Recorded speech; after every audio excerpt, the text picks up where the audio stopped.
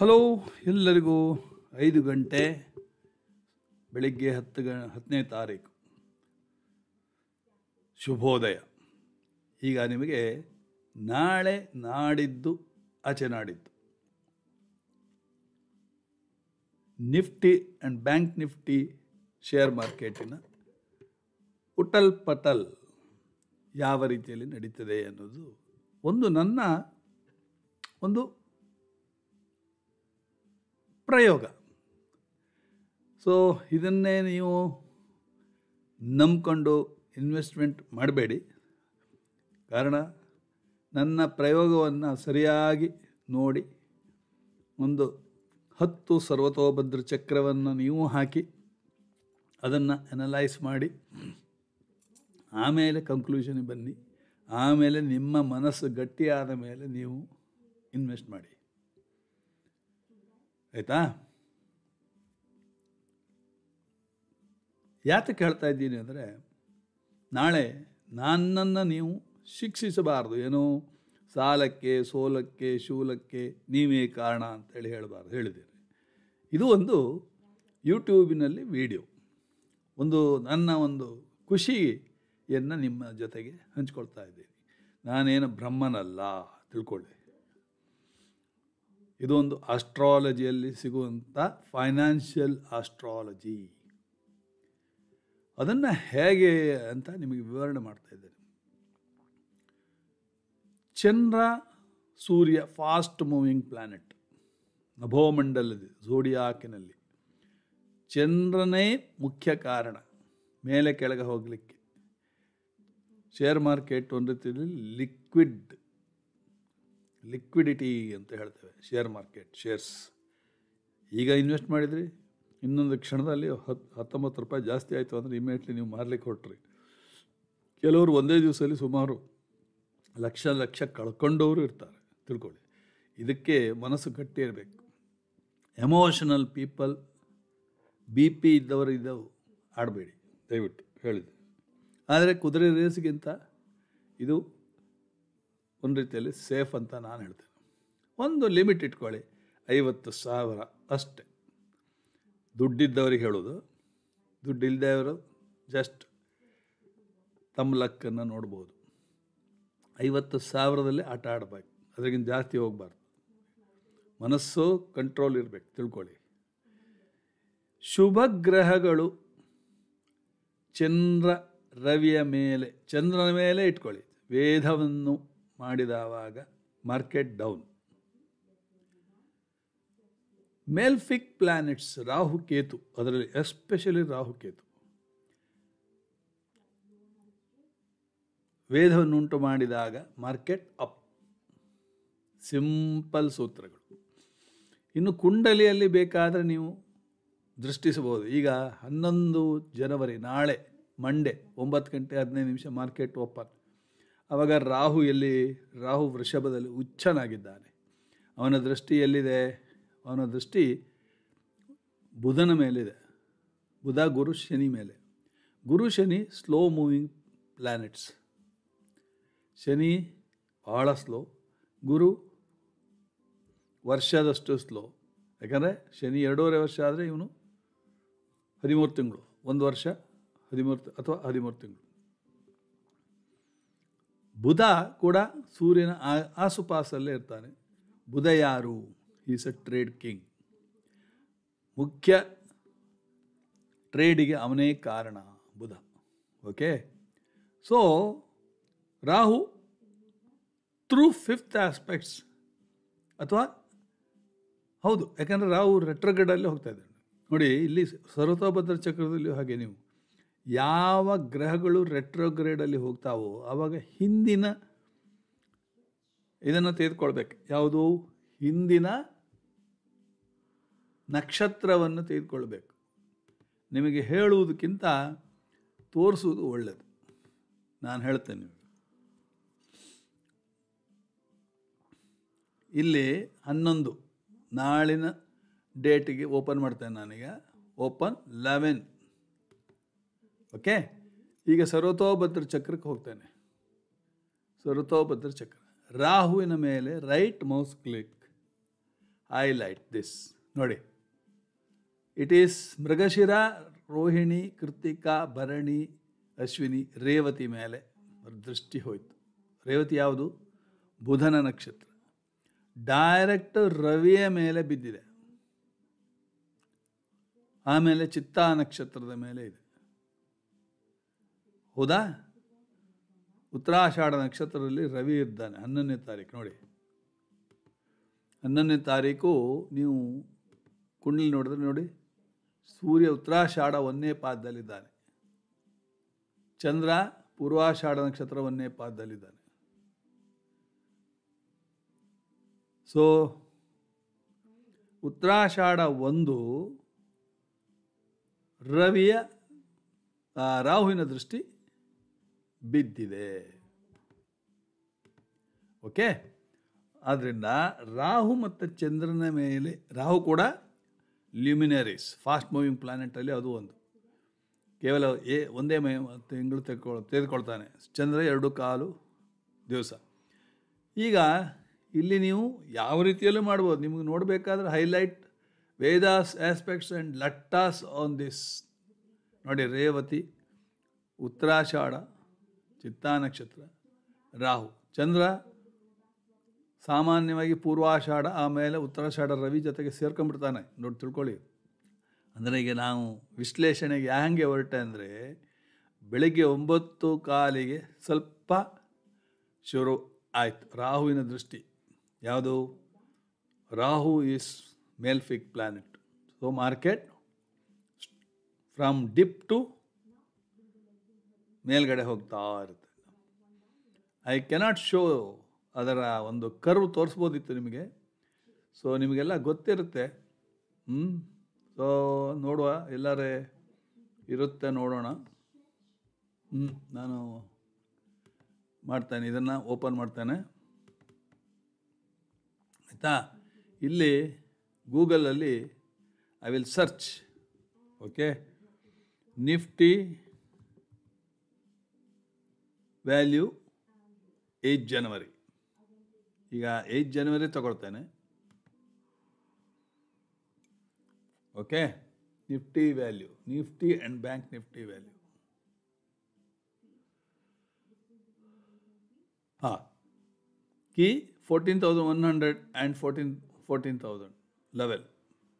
Okay, so Nifty, Bank Nifty, it is going to 32, around 32,250 ಏನೋ ಇದೆ.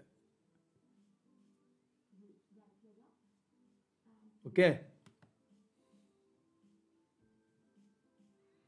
So bank Nifty ಕೂಡ ಹಾಗೆ ಬರ್ತದೆ ಅಲ್ಲಿ. ಅದು 1 minute, Google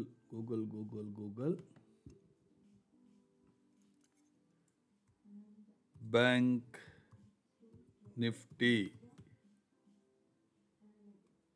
share price, bank Nifty share price. Okay, so bank Nifty ನೋಡಿ 32,084. ಈ ಕರ್ವ್ಸ್ ಈ ಥರ ಇರುತ್ತೆ ನೋಡಿ. ಇಲ್ಲಿ ನೋಡಿದ್ರಲ್ಲ, ಇದೇ ಥರ ಸಾಫ್ಟ್ವೇರ್ ಸಿಗ್ತದೆ, ನಂಗೆ ಗೊತ್ತಿಲ್ಲ, ಸಿಗುತ್ತಂತೆ. ಸೊ ಅದರಿಂದ you can purchase it. 32,084.20 open, previous close, day high. Okay, 32. ಈಗ ನಿಫ್ಟಿ ಆ್ಯಂಡ್ ಇಲ್ಲಿದೆ ನೋಡಿ, day low, day high, day low. ಇಲ್ಲಿದೆ ಓಪನ್, ಪ್ರೀವಿಯಸ್ ಕ್ಲೋಸ್ 31,956 ಇದ್ದಿತ್ತು. ಡೇ ಹೈ 32,298.05ಗೆ ಹೋಯಿತು. Day low 32,002.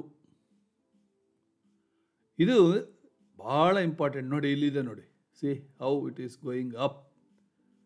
ಇದು ಯಾವಾಗ ಅಪ್ಪು ಹೋಗುತ್ತೆ? ವೇದವನ್ನು ಉಂಟು ಮಾಡಿದಾಗ ಕೆಲವು ಬಾರಿ ಏನಾಗ್ತಾನೆ, ಚಂದ್ರ ಎಂಟರ್ ಆಗ್ತಾನೆ. ಚಂದ್ರ ಎಂಟರ್ ಆದಮೇಲೆ ರಾಹುವಿನ ದೃಷ್ಟಿಗೆ ಬೀಳ್ತಾನೆ. ಅದು ನಿಮಗೆ ತೋರಿಸ್ತೇನೆ, ಆಯಿತಾ? ಸೊ ಈಗ ನಾವು ಇದಕ್ಕೆ ಹೋಗೋಣ. ಯಾವುದು? ರಾಹುವಿನ ಮೇಲೆ ದೃಷ್ಟಿ, ಹೈಲೈಟ್. ಓಕೆ, ಆಮೇಲೆ ನೀವು ಏನು ಮಾಡಬೇಕಂದ್ರೆ, ಇದರಲ್ಲಿ ಟೈಮ್ ವೇರಿಯೇಷನ್ ಮಾಡ್ತಾ ಹೋಗ್ಬೇಕು. ಈಗ ನಾನೀಗ ಒಂದೊಂದು ಗಂಟೆ ವೇರಿಯೇಷನ್ ಚಕ್ರ ಒಂದೊಂದು ಗಂಟೆ ಜಾಸ್ತಿ ಮಾಡ್ತಾ ಹೋಗ್ತಾನೆ.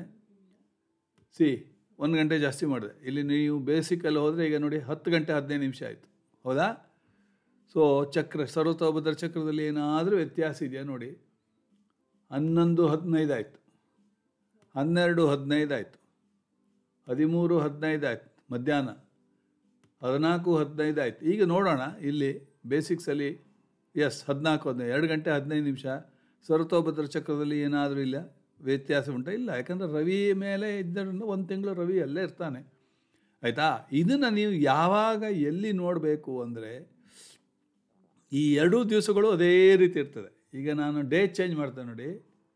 ಓಕೆ, ಡೇ ಜನವರಿ 12 ನೋಡಿದರೆ ಜನವರಿ ಇದನ್ನು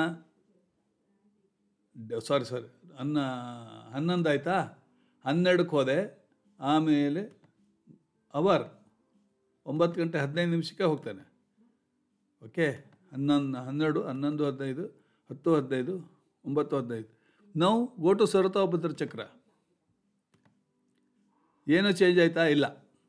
ಸರ್ವತೋಭದ್ರಲ್ಲಿ ಮೃಗಶಿರ ಎಲ್ಲಿಗೆ ಹೋಯ್ತು? ಮೃಗಶಿರ ನಕ್ಷತ್ರ ಅದೇ ರೀತಿ ಇದೆ ನೋಡಿ. ರೇವತಿ ಮೇಲೆ ಚಿತ್ತಾ ನಕ್ಷತ್ರ, ರವಿಯ ಮೇಲೆ. ಈಗ ದಿನವನ್ನು ಮುಂದೂಡ್ತೇನೆ. 12 ಜನವರಿ ಇದೆ, 13 ಜನವರಿ ಹಾಕ್ತೇನೆ ನಾನೀಗ. ಏನಾಗ್ತದೆ ನೀವು ನೋಡಿ. 13 ಜನವರಿ ಸರ್ವತೋಭದ್ರ ಚಕ್ರಕ್ಕೆ ಹೋಗ್ತಾನೆ. ಈಗ ನೋಡಿ, ರವಿಚಂದ್ರ ಸೇರಿಬಿಟ್ಟ ಇಲ್ಲಿ, ಹೌದಾ? ರವಿಚಂದ್ರ ರಾಹುವಿನ ವೇದದಲ್ಲಿ ಬಂದ್ಬಿಟ್ಟು. ಅರ್ಥಾತ್ ನಿಮಗೆ ನಾಳೆ ನಾಡಿದ್ದು ಸಾಧಾರಣ ಶೇರ್ ಮಾರ್ಕೆಟಿನ ಬಿಹೇವಿಯರ್ ಪರ್ಚೇಸಿಂಗಿಗೆ ಭಾಳ ಒಳ್ಳೆಯದು. Tomorrow and day after tomorrow it's a buyers market. Day after tomorrow 13ನೇ ತಾರೀಕು it is the sellers market. ತಿಳ್ಕೊಳ್ಳಿ, ನೀವು ಏನು ಪರ್ಚೇಸ್ ಮಾಡಿದ್ರು ನಾಳೆ ನಾಡಿದ್ದು ಅದನ್ನು ಲೋ ಲೆವೆಲಲ್ಲಿ ಪರ್ಚೇಸ್ ಮಾಡಿ, ಆಮೇಲೆ ಒಂದು 20 ರೂಪಾಯಿ ಅಥವಾ 30 ರೂಪಾಯಿ ಜಂಪ್ ಸಿಕ್ಕಿದ್ರೆ ಮಾರಾಟ ಮಾಡಿ. ಆವಾಗ you can book the profit. ನನ್ನ ಅನುಭವ ಹೇಳಬೇಕಾದ್ರೆ 8th ಜನವರಿಗೆ ನಾನು 4th ಜನವರಿಗೆ ಎಂಟ್ರಿ ಆದೆ. 8th ಜನವರಿಗೆ Wipro share I have taken in different level 390, ಆಮೇಲೆ 407.85, 406 point something. Then I sold it. ನಮ್ದೆಲ್ಲ ಲಿಮಿಟೆಡ್, ನಿಮಗೆ ಹೇಳಿದಾಗೆ. Then I sold it around 130 shares purchased and sold it. I booked the profit 3,000 rupees.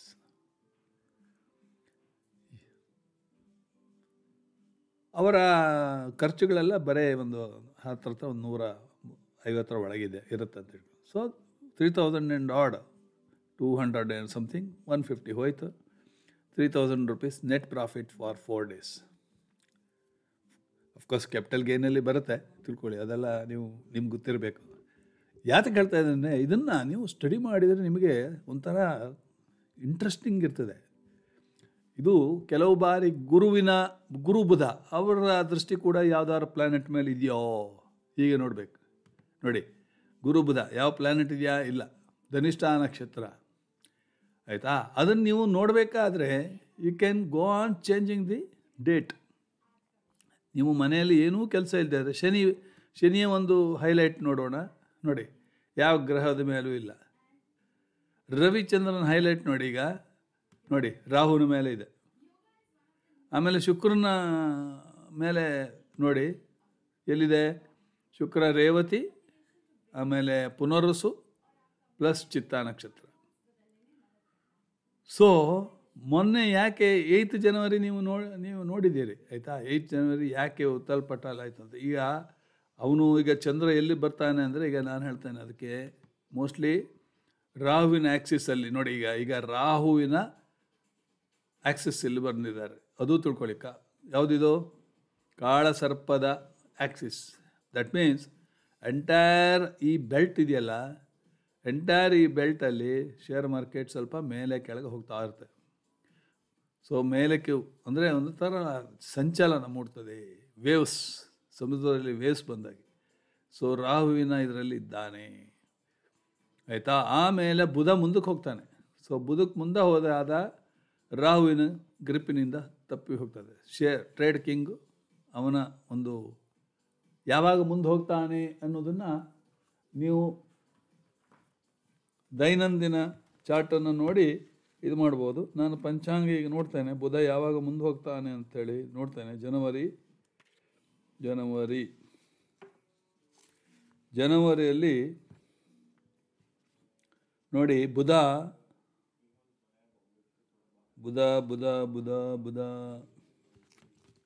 ಮಕರ ಸಂಕ್ರಾಂತಿ, ಬುಧ ನೋಡಿ ಪೂರ್ವಾಷಾಢ 3, ಶುಕ್ರ 45, ಬುಧ ಜನ್ಮ.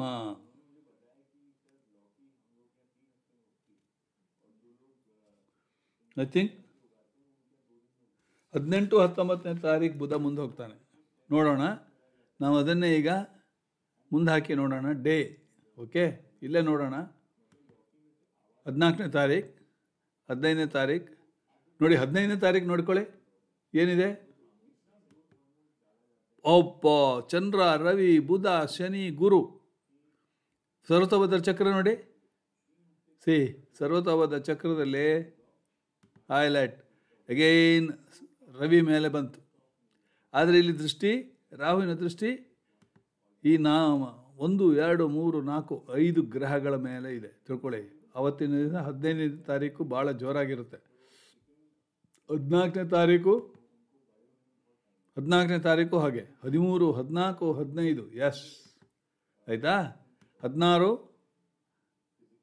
ನೋಡಿ ಚಂದ್ರ ಹೊರಟೋಗ್ಬಿಟ್ಟ. 17, 18, 19,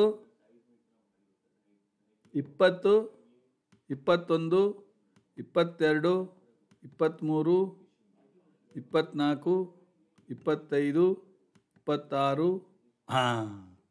on 26th ಬುಧ ಮುಂದ್ಗಡೆ ಹೋದ, ಕುಂಭಕ್ಕೆ ಹೋದ. 26th ಜನವರಿಗೆ ಬುಧ ಮುಂದ್ಗಡೆ ಹೋದ. ಅಂದರೆ ಬುಧ ಇರುವಾಗ, ರಾಹುವಿನ ಗ್ರಿಪ್ಪಿನಲ್ಲಿ ಇರುವಾಗ 26th ಜನವರಿ ಎಸ್ ಬುಧ ಮುಂದ್ಗಡೆ ಹೋದ. ಓಕೆ, ರವಿ, ಗುರು, ಶುಕ್ರ, ಶನಿ 4 ಗ್ರಹಗಳು ಮಕರದಲ್ಲಿದ್ದಾರೆ. ಅಂದರೆ ಯಾತಕ್ಕೆ ಹೇಳ್ತಾ ಇದ್ದೀನಿ ಅಂದರೆ, ಈಗ ಸರ್ವತೋಭದ್ರ ಚಕ್ರ 26ನೇ ತಾರೀಕಿಗೆ ಹಾಕಿದರೆ ಬುಧ ಈಸ್ ನಾಟ್ ದೇರ್, ಬಟ್ ಶುಕ್ರನ ಮೇಲೆ ಬಂತು. ಶುಕ್ರ ಕೂಡ ಫಾಸ್ಟ್ ಮೂವಿಂಗ್ ಪ್ಲಾನೆಟಲ್ಲೇ ಬರ್ತಾನೆ. ಓಕೆ, ಸೊ ಹಾಗೆ ಬುಧ ರೇವತಿ ನಕ್ಷತ್ರಕ್ಕೆ ಬಂದಾಗ ಕೂಡ ನೀವು ಈಗ ಬೇಕಾದರೆ ನೀವು ಇನ್ನೂ ಟ್ರೈ ಮಾಡ್ಬೋದು. ನಾನು ಮುಂದುವರಿಸ್ತಾ ಇರ್ತೇನೆ, ಆದರೆ ಬುಧ ಬರೋದು ಲೇಟ್. ಓಕೆ, 29 ದಿವಸ ನಂತರ ಬರ್ತಾನೆ, ಒಂದು ತಿಂಗಳು, ಆಲ್ಮೋಸ್ಟ್ 1 ತಿಂಗಳ ನಂತರ ಬರ್ತಾನೆ. ಸೊ ಈಗ ನೋಡಿ ಯಾವ ರೀತಿ 26ನೇ ತಾರೀಕು, 27ನೇ ತಾರೀಕು, 28ನೇ ತಾರೀಕು, 29ನೇ ತಾರೀಕು, 30ನೇ ತಾರೀಕು, 31ನೇ ತಾರೀಕು. ಓಕೆ, ಇದನ್ನು ನಿಮಗೆ ಯಾಕೆ ತೋರಿಸ್ತಾ ಇದ್ದೀನಿ ಅಂದರೆ 31ನೇ ತಾರೀಕು ನೋಡಿ ಜನವರಿ. ಸೊ ಇಟ್ ಈಸ್ ಬುಧ 26ರಿಂದ ತಪ್ಪಿ ಹೋದ.